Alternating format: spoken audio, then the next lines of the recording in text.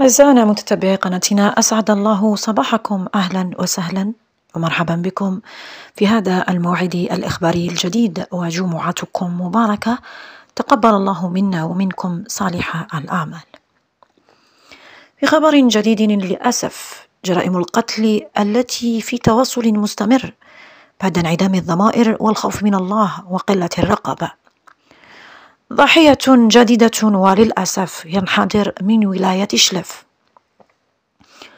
الضحية يظهر أمامكم على شاشة المدعو زناتي يوسف، الذي ينحدر بالضبط من بلدية مصدق، وهو في سلك الأمن كعسكري. المرحوم قتل البارحة بين منطقة صابلات وصلامان، حيث كان السبب هو السرقة. ولكم أن تتخيلوا يا من زهقت روحا لأجل هاتف، فبماذا ستقابل خالقك يوم يلتقي الخصوم؟ لهذا الحد صار الشباب لا يخافون الله، فحسبنا الله ونعم الوكيل.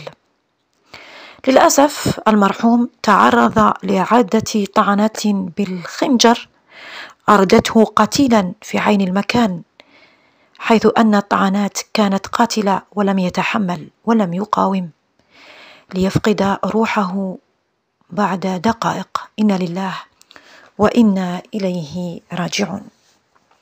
لكل من يرى الفيديو الدعاء للمرحوم بالرحمة في هذه الأيام المباركة، فلعل دعاء أحدكم مستجاب عند الله عز وجل. اللهم ارحم الضحية وألهم ذويه الصبر والسلوان. إنا لله وإنا إليه راجعون.